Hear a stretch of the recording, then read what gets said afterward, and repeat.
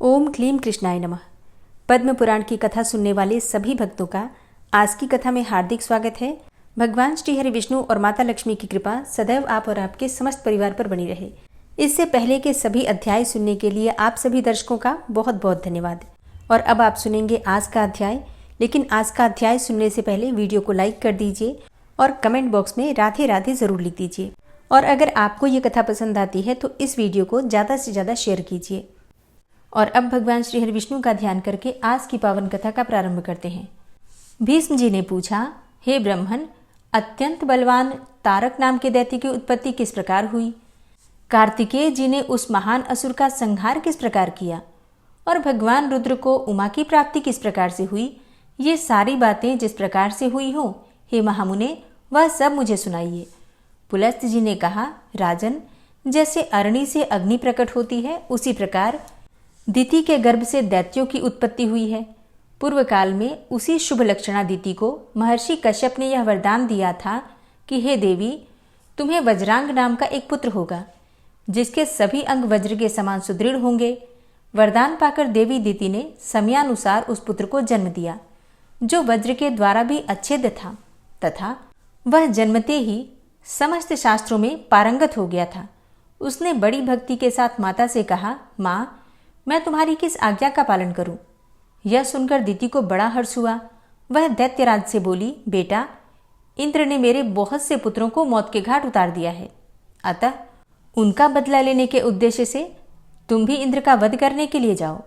महाबली बजरांग बहुत अच्छा कहकर स्वर्ग में गया और अमोघ तेज वाले पास से इंद्र को बांधकर अपनी माँ के पास लेकर आया, ठीक उसी तरह जैसे कोई व्याध छोटे से मृग को बांध कर लाए।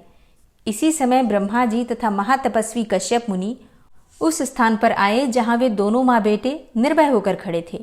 उन्हें देखकर ब्रह्मा जी और कश्यप जी ने कहा, बेटा, इन्हें छोड़ दो, ये देवताओं के राजा हैं, इन्हें लेकर तुम क्या करोगे?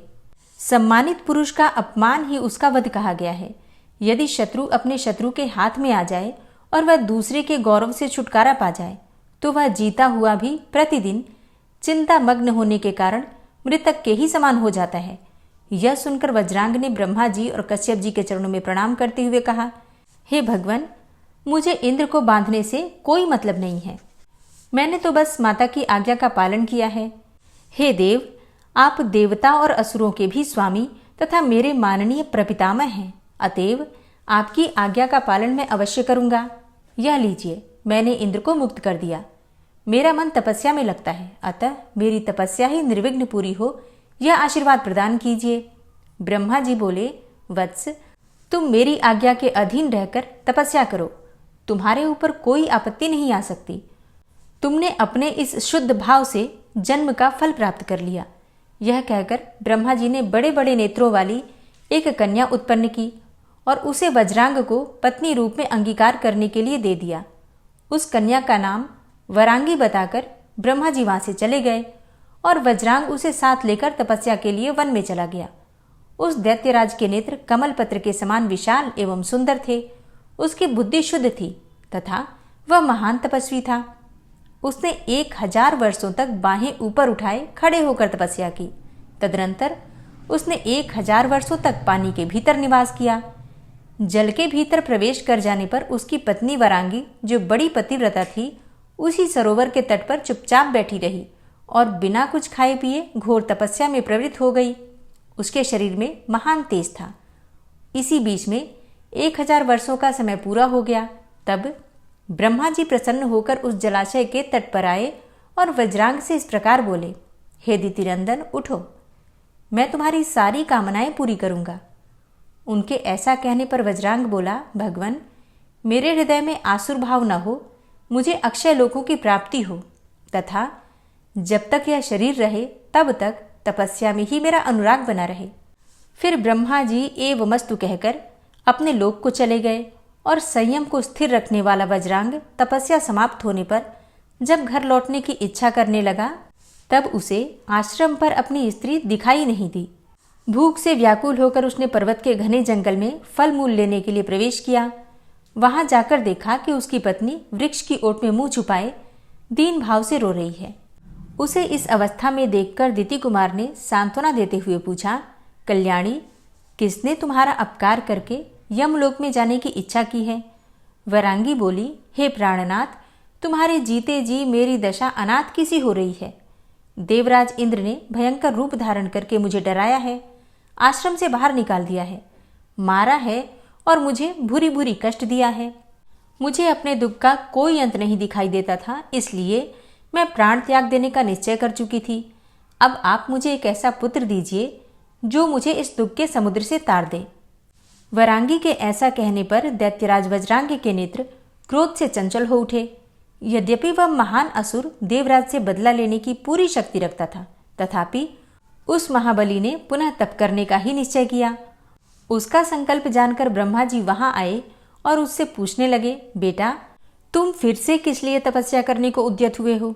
वज्रांग ने कहा, पितामह, आपकी आज्ञा मानकर मैं समाधि से उठा तो मैंने देखा कि इंद्र ने वरांगी को बहुत त्रास पहुंचाया है। अतः यह मुझसे ऐसा पुत्र चाहती है जो इसे इस विपत्ति से उबार दे।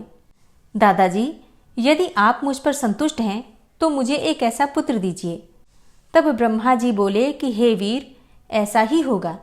अब तुम्हें तपस्या करने की आवश्यकता नहीं है। तुम्हारे तारक नाम का एक महाबली पुत्र होगा। ब्रह्मा जी के ऐसा कहने पर दैत्यराज ने उन्हें प्रणाम किया और वन में जाकर अपनी रानी को, जिसका हृदय बहुत दुखी था, प्रसन्न किया। वे दोनों पति पत्नी सफल मनोरथ जानकर अपने आश्रम में गए। सुंदरी अपने पति के द्वारा स्थापित किए हुए गर्भ को पूरे 1000 वर्षों तक उदर में ही धारण किए रही। इसके बाद उसने पुत्र को जन्म दिया।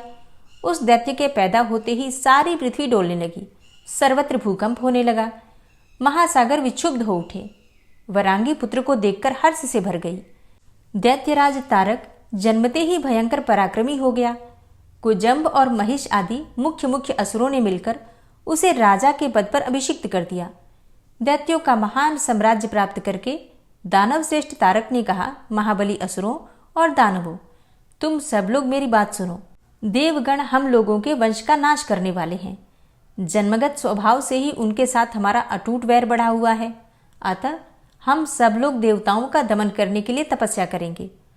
पुलस्त्य जी कहते हैं, राजन, यह संदेश सुनाकर सबकी सम्मति लेकर तारकासुर पारियात्र पर्वत पर चला गया और वहां 100 वर्षों तक निराहार रहकर, 100 वर्षों तक पंचाग्नि सेवन करके, 100 वर्षों तक केवल पत्ते चबाकर तथा 100 वर्षों तक केवल जल पीकर तपस्या करता रहा। इस प्रकार जब उसका शरीर अत्यंत दुर्बल और तप का पुंज हो गया, तब ब्रह्मा जी ने आकर कहा, दैत्यराज, तुमने उत्तम व्रत का पालन किया है, कोई वर मांगो। उसने कहा, किसी भी प्राणी से मेरी मृत्यु न हो।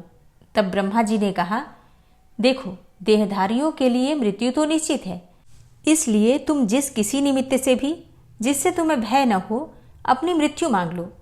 तब दैत्यराज तारक ने बहुत सोच विचार कर 7 दिन के बालक से अपनी मृत्यु मांगी। उस समय वह महान असुर घमंड से मोहित हो रहा था।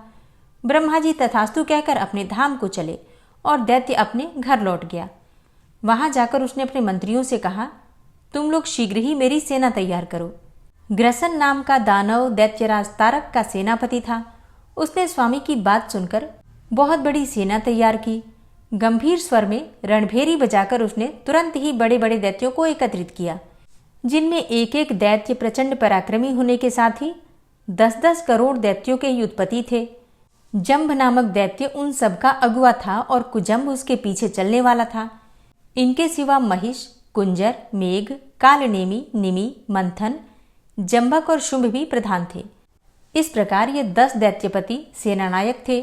उनके अतिरिक्त और भी सैकड़ों ऐसे दानव थे जो अपनी भुजाओं पर पृथ्वी को तोलने की शक्ति रखते थे। दैत्यों में सिंह के समान पराक्रमी तारकासुर की वह सेना बड़ी भयंकर जान पड़ती थी। वह मतवाले गजराजों, घोड़ों और रथों से भरी हुई थी। पैदलों की संख्या भी बहुत थी और सेना में सब और पताकाएं फहरा रही थी। इसी बीच में देवताओं के दूत वायु असुरलोक में आए और दानव सेना का उद्योग देखकर इंद्र को उसका समाचार सुनाने के लिए गए। देव सभा में पहुंचकर उन्होंने देवताओं के बीच में इस नई घटना का हाल सुनाया। उसे सुनकर महाबाहु देवराज ने आंखें बंद करके बृहस्पति जी से कहा, गुरुदेव, इस समय देवताओं के सामने दानवों के साथ घोर संग्राम का अवसर उपस्थित होना चाहता है। इस विषय में हमें क्या करना चाहिए? कोई नीति युक्त बात हो तो बताइए। बृहस्पति जी बोले, हे सुरश्रेष्ठ, साम नीति और चतुरंगिणी सेनाएं, ये दो ही विजयाभिलाषी वीरों की असफलता के साधन सुने गए हैं। ये ही सनातन रक्षा कवच हैं। नीति के 4 अंग हैं, साम, भेद, दान और दंड। यदि आक्रमण करने वाले शत्रु लोभी हो तो उन पर साम नीति का प्रभाव नहीं पड़ता। यदि वे एक मत और संगठित हों तो उनमें फूट भी नहीं डाली जा सकती, तथा जो बलपूर्वक सर्वस्व छीन लेने की शक्ति रखते हैं उनके प्रति दान नीति के प्रयोग से भी सफलता नहीं मिल सकती। अतः अब वहां एक ही उपाय शेष रह जाता है, वह है दंड। तो यदि आप लोगों को जंचे तो दंड का ही प्रयोग करें।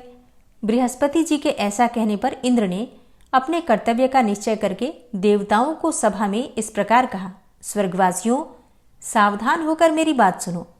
इस समय युद्ध के लिए उद्योग करना ही उचित है, अतः मेरी सेना तैयार की जाए। यमराज को सेनापति बनाकर संपूर्ण देवता शीघ्र ही संग्राम के लिए निकले। यह सुनकर प्रधान देवता कवच बांधकर तैयार हो गए। मातली ने देवराज का दुर्जय रथ जोतकर खड़ा किया। यमराज भैंसे पर सवार होकर सेना के आगे खड़े हुए। वे अपने प्रचंड किंकरों द्वारा सब ओर से घिरे हुए थे। अग्नि, वायु, वरुण, कुबेर, चंद्रमा तथा आदित्य सब लोग युद्ध के लिए उपस्थित हुए। देवताओं की वह सेना तीनों लोकों के लिए दुर्जय थी। उसमें 33 करोड़ देवता एकत्रित थे। तदनंतर युद्ध आरंभ हुआ। अश्विनी कुमार, मरुदगण, साध्यगण, इंद्र, यक्ष और गंधर्व ये सभी महाबली एक साथ मिलकर दैत्यराज तारक पर प्रहार करने लगे। उन सबके हाथों में नाना प्रकार के दिव्यास्त्र थे, परंतु तारकासुर का शरीर वज्र एवं पर्वत के समान सुदृढ़ था। देवताओं के हथियार उस पर काम ही नहीं करते थे। उन्हें प्रहार करते देखकर दानवराज तारक रथ से कूद पड़ा और करोड़ों देवताओं को उसने अपने हाथ के पृष्ठभाग से ही मार गिराया। यह देखकर देवताओं की जो बची खुची सेना थी भयभीत हो उठी और युद्ध की सारी सामग्री वहीं छोड़कर चारों दिशाओं में भाग गई। ऐसी परिस्थिति में पड़ जाने पर देवताओं के हृदय में बड़ा दुख हुआ और वे जगत गुरु ब्रह्मा जी की शरण में जाकर सुंदर अक्षरों से युक्त वाक्यों द्वारा उनकी स्तुति करने लगे। देवता बोले, हे सत्वमूर्ते, आप प्रणव रूप हैं। अनंत भेदों से युक्त जो यह विश्व है उसके अंकुर आदि की उत्पत्ति के लिए आप सबसे पहले ब्रह्म रूप में प्रकट हुए हैं। तदनंतर इस जगत की रक्षा के लिए सत्वगुण के मूलभूत विष्णु रूप से स्थित हुए हैं। इसके बाद इसके संहार की इच्छा से आपने रुद्र रूप धारण किया। इस प्रकार एक होकर भी त्रिविध रूप धारण करने वाले आप परमात्मा को नमस्कार है। जगत में जितने भी स्थूल पदार्थ हैं उन सबके आदि कारण आप ही हैं। अतः आपने अपनी ही महिमा से सोच विचार कर हम देवताओं का नाम निर्देश किया है। साथ ही इस ब्रह्मांड के 2 भाग करके ऊर्ध्वलोकों को आकाश में तथा अधोलोकों को पृथ्वी पर और उसके भीतर स्थापित किया है। इससे हमें यह जान पड़ता है कि विश्व का सारा अवकाश आपने ही बनाया है। आप देह के भीतर रहने वाले अंतर्यामी पुरुष हैं। आपके शरीर से ही देवताओं का प्राकट्य हुआ है। आकाश आपका मस्तक, चंद्रमा और सूर्य नेत्र, सर्पों का समुदाय केश और दिशाएं कानों के छिद्र हैं।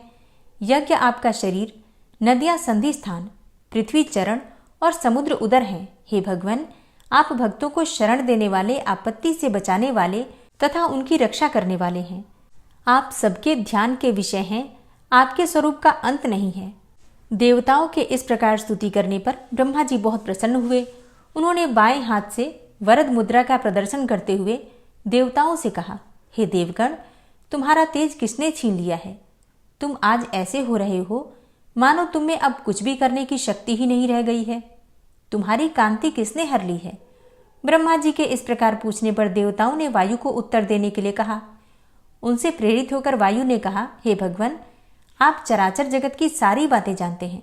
आपसे क्या छुपा है? सैकड़ों दैत्यों ने मिलकर इंद्र आदि बलिष्ठ देवताओं को भी बलपूर्वक परास्त कर दिया है। आपके आदेश से स्वर्गलोक सदा ही यज्ञभोगी देवताओं के अधिकार में रहता आया है, परंतु इस समय तारकासुर ने देवताओं का सारा विमान समूह छीनकर उसे दुर्लभ कर दिया है। देवताओं के निवास स्थान, जिस मेरु पर्वत को आपने संपूर्ण पर्वतों का राजा मानकर उसे सब प्रकार के गुणों में बढ़ा चढ़ा, यज्ञों से विभूषित तथा आकाश में भी ग्रहों और नक्षत्रों की गति का सीमा प्रदेश बना रखा था, उसी को उस दानव ने अपने निवास और विहार के लिए उपयोगी बनाने के उद्देश्य से परिष्कृत किया है। उसके शिखरों में आवश्यक परिवर्तन और सुधार किया है। इस प्रकार उसकी सारी उद्दंडता मैंने बताई है। अब आप ही हमारी गति हैं। यो कहकर वायु देवता चुप हो गए। तब ब्रह्मा जी ने कहा, देवताओं, तारक नाम का दैत्य देवता और असुर सबके लिए अवध्य है। जिसके द्वारा उसका वध हो सकता है वह पुरुष अभी तक त्रिलोकी में पैदा ही नहीं हुआ। तारकासुर तपस्या कर रहा था। उस समय मैंने उसे वरदान देकर उसे अनुकूल बनाया और तपस्या से रोका। उस दैत्य ने 7 दिन के बालक से अपनी मृत्यु होने का वरदान मांगा था। 7 दिन का वही बालक उसे मार सकता है जो भगवान शंकर के वीर्य से उत्पन्न हो। अब हिमालय की कन्या जो उमा देवी होंगी, उसके गर्भ से उत्पन्न पुत्र अरणि से प्रकट होने वाले अग्निदेव की भांति तेजस्वी होगा। अतः भगवान शंकर के अंश से उमा देवी जिस पुत्र को जन्म देंगी, उसका सामना करने पर तारकासुर नष्ट हो जाएगा। ब्रह्मा जी के ऐसा कहने पर देवता उन्हें प्रणाम करके अपने अपने स्थान को चले गए। ब्रह्मा जी कहते हैं कि भगवान शंकर के अंश से उमा देवी जिस पुत्र को जन्म देंगी, उसका सामना करने पर ही तारकासुर नष्ट होगा। अब ब्रह्मा जी के ऐसा कहने पर देवता उन्हें प्रणाम करके अपने अपने स्थान को चले गए। उसके बाद जगत को शांति प्रदान करने वाली गिरिराज हिमालय की पत्नी मेना ने परम सुंदर ब्रह्म मुहूर्त में एक कन्या को जन्म दिया। उसके जन्म लेते ही समस्त लोकों में निवास करने वाले स्थावर जंगम सभी प्राणी सुखी हो गए और आकाश में भगवान श्री विष्णु, ब्रह्मा, इंद्र, वायु और अग्नि आदि हजारों देवता विमानों पर बैठकर हिमालय पर्वत के ऊपर फूलों की वर्षा करने लगे। गंधर्व गाने लगे। उस समय संसार में हिमालय पर्वत समस्त चराचर भूतों के लिए सेव्य तथा आश्रय लेने के योग्य हो गया। सब लोग वहां निवास और वहां की यात्रा करने लगे। उत्सव का आनंद लेकर देवता अपने अपने स्थान को चले गए। गिरिराज कुमारी उमा को रूप, सौभाग्य और ज्ञान आदि गुणों ने विभूषित किया। इस प्रकार वह तीनों लोकों में सबसे अधिक सुंदरी और समस्त शुभ लक्षणों से संपन्न हो गई। इसी बीच में कार्य साधन परायण देवराज इंद्र ने देवताओं द्वारा सम्मानित देवर्षि नारद का स्मरण किया। इंद्र का अभिप्राय जानकर देवर्षि नारद बड़ी प्रसन्नता के साथ उनके भवन में आए। उन्हें देखकर इंद्र सिंहासन से उठकर खड़े हो गए और यथा योग्य पाद्य आदि के द्वारा उन्होंने नारद जी का पूजन किया। फिर नारद जी ने जब उनकी कुशल पूछी तो इंद्र ने कहा, हे मुने, त्रिभुवन में हमारी कुशल का अंकुर तो जम चुका है। अब उसमें फल लगने का साधन उपस्थित करने के लिए मैंने आपको याद किया है। ये सारी बातें तो आप जानते ही हैं, फिर भी आपने प्रश्न किया है इसलिए मैं बता रहा हूँ। विशेषतः अपने सुहृदों के निकट अपना प्रयोजन बताकर प्रत्येक पुरुष बड़ी शांति का अनुभव करता है। अतः जिस प्रकार भी पार्वती देवी का पिनाकधारी भगवान शंकर के साथ संयोग हो, उसके लिए हमारे पक्ष के सब लोगों को शीघ्र ही उद्योग करना चाहिए। इंद्र से उनका सारा कार्य समझ लेने के पश्चात नारद जी ने उनसे विदा ली और शीघ्र ही गिरिराज हिमालय के भवन के लिए प्रस्थान किया। गिरिराज के द्वार पर जो विचित्र बैत की लताओं से हरा भरा था, पहुंचने पर हिमवान ने पहले ही बाहर निकलकर मुनि को प्रणाम किया। उनका भवन पृथ्वी का भूषण था। उसमें प्रवेश करके अनुपम कांति वाले मुनिवर नारद जी एक बहुमूल्य आसन पर विराजमान हुए। फिर हिमवान ने उन्हें यथा योग्य अर्घ्य, पाद्य आदि निवेदन किया और बड़ी मधुर वाणी में नारद जी के तप की कुशल पूछी। उस समय गिरिराज का मुख कमल प्रफुल्लित हो रहा था।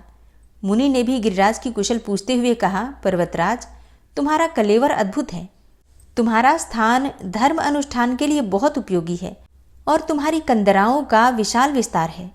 इन कंदराओं में अनेकों पावन एवं तपस्वी मुनियों ने आश्रय लेकर तुम्हें पवित्र बनाया है।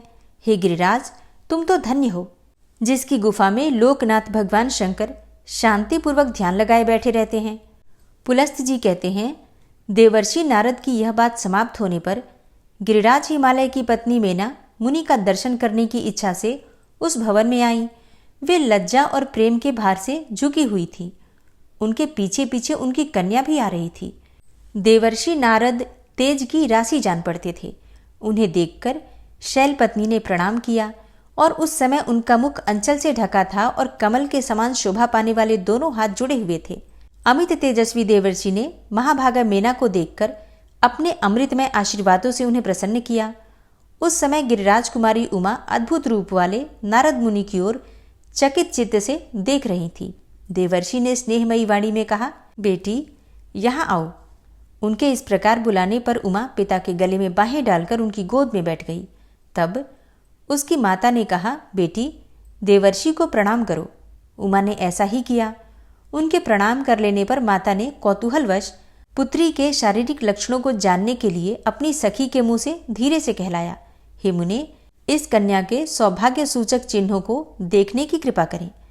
मेना की सखी से प्रेरित होकर महाभाग मुनिवर नारद जी मुस्कुराते हुए बोले, भद्रे, इस कन्या के पति का जन्म नहीं हुआ है। यह लक्षणों से रहित है। इसका एक हाथ सदा उत्तान अर्थात सीधा रहेगा। इसके चरण व्याभिचारी लक्षणों से युक्त हैं, किंतु उनकी कांति बड़ी सुंदर होगी। यही इसका भविष्यफल है। अब नारद जी की यह बात सुनकर हिमवान भय से घबरा उठे। उनका धैर्य जाता रहा।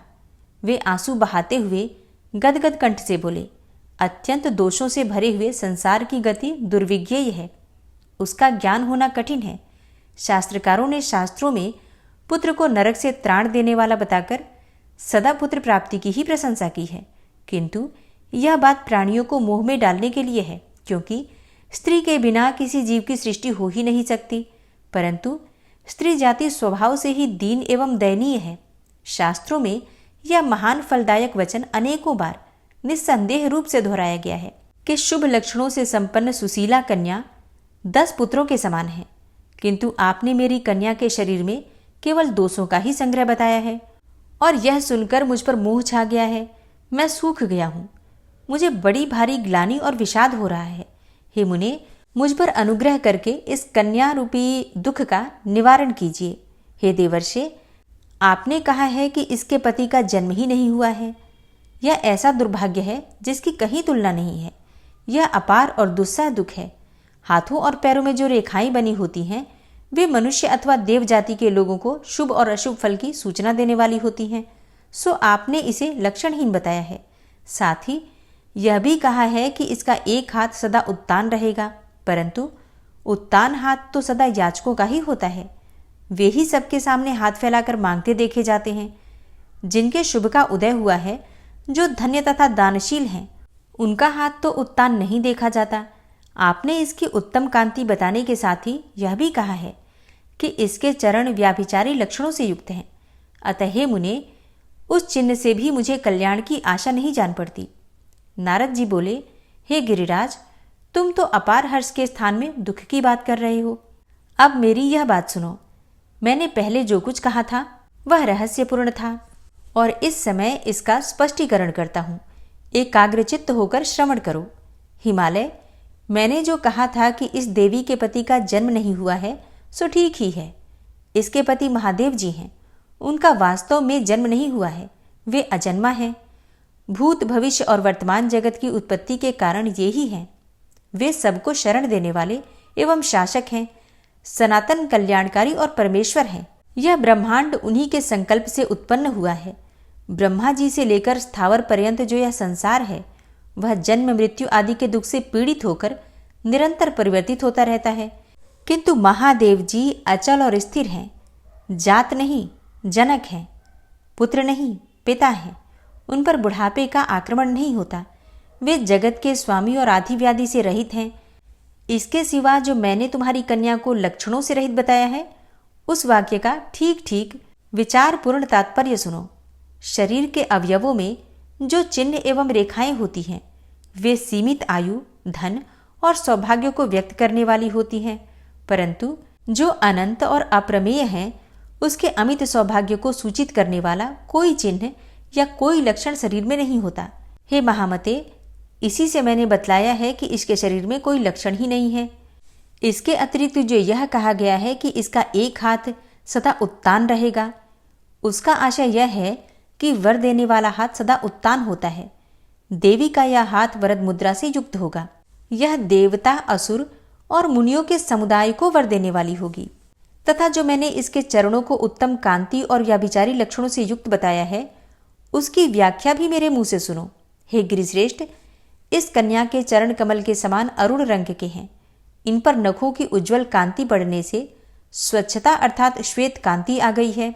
देवता और असुर जब इसे प्रणाम करेंगे, तब उनके किरीट में जड़ी हुई मड़ियों की कांति इसके चरणों में प्रतिबिंबित होगी। उस समय ये चरण अपना स्वाभाविक रंग छोड़कर विचित्र रंग के दिखाई देंगे। उनके इस परिवर्तन और विचित्रता को ही व्याभिचार कहा गया है। अतः तुम्हें कोई विपरीत आशंका नहीं करनी चाहिए। हे महीधर, यह जगत का भरण पोषण करने वाले वृषभध्वज महादेव जी की पत्नी है। यह संपूर्ण लोकों की जननी तथा भूतों को उत्पन्न करने वाली है। इसकी कांति परम पवित्र है। यह साक्षात शिवा है और तुम्हारे कुल को पवित्र करने के लिए ही इसने तुम्हारी पत्नी के गर्भ से जन्म लिया है। अतः जिस प्रकार यह शीघ्र ही पिनाकधारी भगवान शंकर का संयोग प्राप्त करे, उसी उपाय का तुम्हें विधिपूर्वक अनुष्ठान करना चाहिए। ऐसा करने से देवताओं का एक महान कार्य सिद्ध होगा। पुलस्त्य जी कहते हैं कि हे राजन, नारद जी के मुंह से ये सारी बातें सुनकर मैना के स्वामी गिरिराज हिमालय ने अपना नया जन्म हुआ माना। वे अत्यंत हर्ष में भरकर बोले, हे प्रभु, आपने घोर और दुस्तर नरक से मेरा उद्धार कर दिया। हे मुने, आप जैसे संतों का दर्शन निश्चय ही अमोघ फल देने वाला होता है। इसलिए इस कार्य में मेरी कन्या के विवाह के संबंध में आप समय समय पर योग्य आदेश देते रहें, जिससे यह कार्य निर्विघ्नता पूर्वक संपन्न हो सके। गिरिराज के ऐसा कहने पर नारद जी हर्ष से भरकर बोले, शैलराज, सारा कार्य सिद्ध ही समझो। ऐसा करने से ही देवताओं का भी कार्य होगा और इसी में तुम्हारा भी महान लाभ है। यो कहकर नारद जी देवलोक में जाकर इंद्र से मिले और बोले, देवराज, आपने मुझे जो कार्य सौंपा था उसे तो मैंने कर ही दिया, किंतु अब कामदेव के बाण से सिद्ध होने योग्य कार्य उपस्थित हुआ है। कार्यदर्शी नारद मुनि के इस प्रकार कहने पर देवराज इंद्र ने आम की मंजरी को ही अस्त्र के रूप में प्रयोग करने वाले कामदेव का स्मरण किया। उसे सामने प्रकट हुआ देखकर इंद्र ने कहा, हे रतिवल्लभ, तुम्हें बहुत उपदेश देने की क्या आवश्यकता है। तुम तो संकल्प से ही उत्पन्न हुए हो, इसलिए संपूर्ण प्राणियों के मन की बात जानते हो। स्वर्गवासियों का प्रिय कार्य करो। हे मनोभव, गिरिराज कुमारी उमा के साथ भगवान शंकर का शीघ्र संयोग कराओ। इस मधुमास चैत्र को भी साथ लेते जाओ तथा अपनी पत्नी रति से भी सहायता ले लो। कामदेव बोला, हे देव, यह सामग्री मुनियों और दानवों के लिए तो बड़ी भयंकर है, किंतु इससे भगवान शंकर को वश में करना तो कठिन है। इंद्र ने कहा, रतिकांत, तुम्हारी शक्ति को मैं जानता हूं। तुम्हारे द्वारा इस कार्य के सिद्ध होने में तनिक भी संदेह नहीं है। इंद्र के ऐसा कहने पर कामदेव मधुमास को लेकर रति के साथ तुरंत ही हिमालय के शिखर पर गया। वहां पहुंचकर उसने कार्य के उपाय का विचार करते हुए सोचा कि महात्मा पुरुष निष्कंप होकर अविचल होते हैं। उनके मन को वश में करना अत्यंत दुष्कर कार्य है। उसे पहले ही क्षुब्ध करके उसके ऊपर विजय पाई जाती है।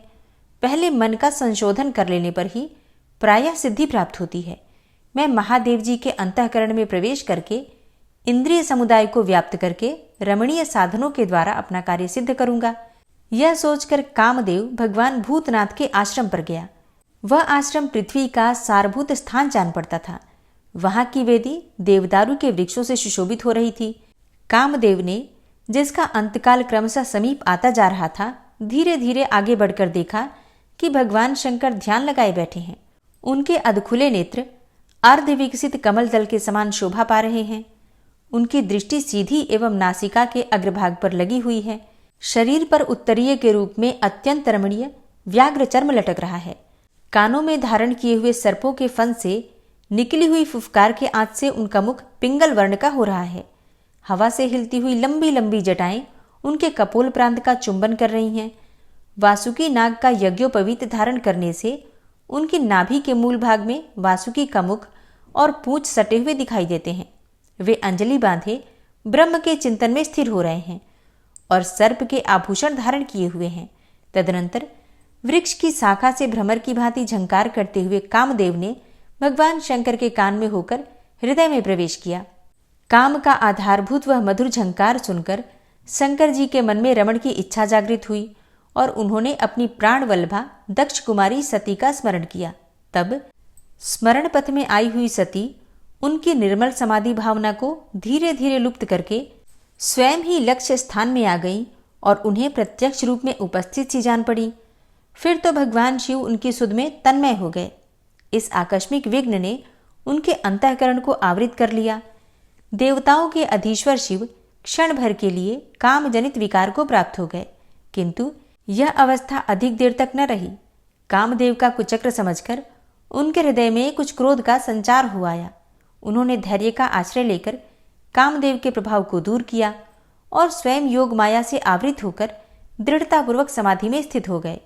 अब उस योग माया से आविष्ट होने पर कामदेव तो जलने लगा, अतः वह वासनामय व्यसन का रूप धारण करके उनके हृदय से बाहर निकल आया और बाहर आकर वह एक स्थान पर खड़ा हो गया। उस समय उसकी सहायिका रति और सखा वसंत, इन दोनों ने भी उसका अनुसरण किया। फिर मदन ने आम की मोर का मनोहर गुच्छ लेकर उसमें मोहन अस्त्र का आधान किया और उसे अपने पुष्पमय धनुष पर रखकर तुरंत ही महादेव जी की छाती में मारा। इंद्रियों के समुदाय रूप हृदय के बिंध जाने पर भगवान शिव ने कामदेव की ओर दृष्टिपात किया। फिर तो उनका मुख क्रोध के आवेग से निकलते हुए घोर हुंकार के कारण अत्यंत भयानक हो उठा। उनके तीसरे नेत्र में आग की ज्वाला प्रज्वलित हो उठी। रौद्र शरीरधारी रुद्र का वह नेत्र ऐसा भयंकर दिखाई देने लगा मानो संसार का संहार करने के लिए खुला हो। मदन पास ही खड़ा था। महादेव जी ने उस नेत्र को फैलाकर मदन को ही उसका लक्ष्य बनाया। देवता लोग त्राही त्राही कहकर चिल्लाते ही रह गए और मदन उस नेत्र से निकली हुई चिंगारियों में पड़कर भस्म हो गया।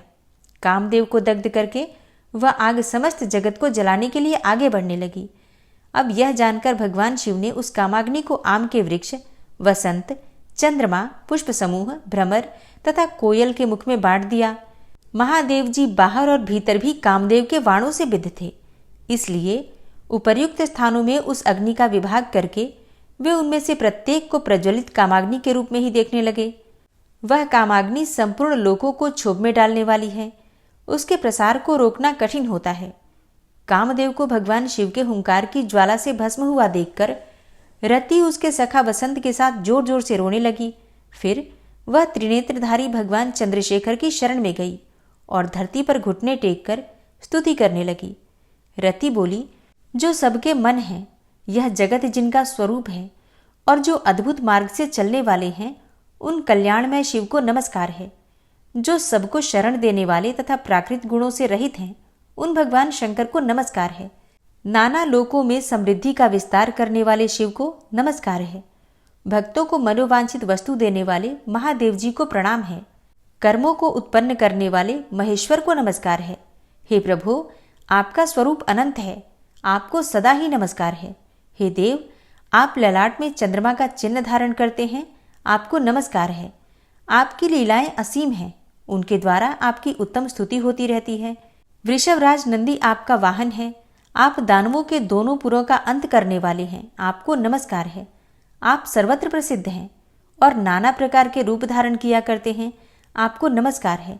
हे काल स्वरूप, आपको नमस्कार है।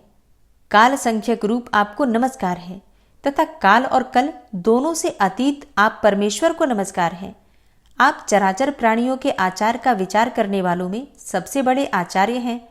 प्राणियों की सृष्टि आपके ही संकल्प से हुई है। आपके ललाट में चंद्रमा शोभा पाते हैं। मैं अपने प्रियतम की प्राप्ति के लिए सहसा आप महेश्वर की शरण में आई हूँ। हे भगवान, मेरी कामना को पूर्ण करने वाले, यश को बढ़ाने वाले मेरे पति को मुझे दे दीजिए। मैं उनके बिना जीवित नहीं रह सकती। हे पुरुषेश्वर, प्रिया के लिए प्रियतम ही नित्य सेव्य है, उससे बढ़कर संसार में दूसरा कौन है। आप तो सबके प्रभु, प्रभावशाली तथा प्रिय वस्तुओं की उत्पत्ति के कारण हैं। आप ही इस भुवन के स्वामी और रक्षक हैं। आप परम दयालु और भक्तों का भय दूर करने वाले हैं। पुलस्त जी कहते हैं, कामदेव की पत्नी रति के इस प्रकार स्तुति करने पर मस्तक पर चंद्रमा का मुकुट धारण करने वाले भगवान शंकर उसकी ओर देखकर मधुर वाणी में बोले, सुंदरी, समय आने पर यह कामदेव शीघ्र ही उत्पन्न होगा। संसार में इसकी अनंग के नाम से प्रसिद्धि होगी। भगवान शिव के ऐसा कहने पर कामवल्लभा रति उनके चरणों में मस्तक झुकाकर हिमालय के दूसरे उपवन में चली गई। हरे कृष्णा। आज की कथा का यहीं पर समापन करती हूँ। इसके आगे का वृतांत आप कल की कथा में सुनेंगे। उम्मीद करती हूँ आज की कथा आपको ज़रूर पसंद आई होगी। तो अगर कथा पसंद आई हो तो वीडियो को लाइक किए बिना तो बिल्कुल नहीं जाना है और कमेंट बॉक्स में राधे राधे ज़रूर लिखें। चैनल पर पहली बार आए हैं और अगर अभी तक आपने इस चैनल को सब्सक्राइब नहीं किया है तो आज की वीडियो अगर आपको अच्छी लगे तो चैनल को सब्सक्राइब करके बेल आइकन को ज़रूर प्रेस कर लीजिए।